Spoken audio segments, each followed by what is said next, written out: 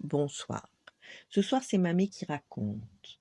Une histoire de savoir écouter son cœur.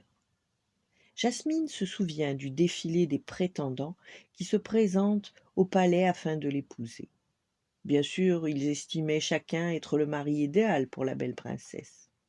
C'était plutôt moi qui étais la femme idéale pour ces idiots, s'exclama Jasmine ce soir-là, en regagnant sa chambre avec son tigre Raja. Quand le sultan vint lui souhaiter bonne nuit, elle pensait encore: ces princes ne me connaissent pas, et ils ont le culot de jurer qu'ils sauraient me rendre heureuse.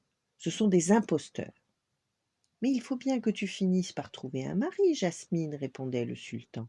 Mais tu as raison, le mieux est d'apprendre à se connaître. Voilà pourquoi je donnerai demain un bal de 3 jours. Cela te laissera le temps de choisir ton prince. 3 jours? Jasmine n'avait pas supporté l'idée de voir ces affreux prétendants pendant tout ce temps, mais elle aimait trop son père pour le décevoir. Je ferai de mon mieux, promit-elle à contre-cœur. Le sultan lui remit pour l'occasion l'anneau magique de la grand-mère de Jasmine. Il aide à prendre les sages décisions, qu'il te guide dans ton choix. Jasmine soupira. Son père ne voulait que son bien, mais elle préférait ne jamais se marier plutôt que d'épouser n'importe qui. Le lendemain, cependant, elle respecta sa promesse. Elle s'efforça d'accueillir les princes avec courtoisie. En 3 jours, elle avait le temps de s'habituer à eux. Au prince des Bédouins en particulier, il parlait si bien du désert. Jasmine finit même par le préférer aux autres. Mais c'est grâce à l'anneau magique, se disait-elle.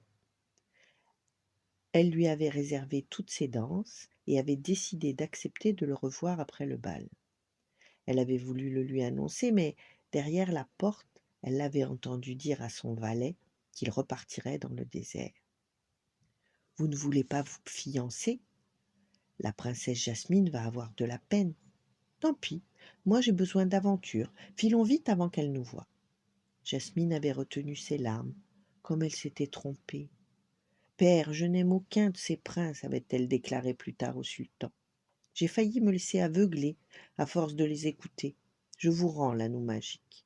Je préfère désormais me fier à mon cœur pour choisir mon futur mari, qu'il s'agisse d'un prince ou d'un voleur.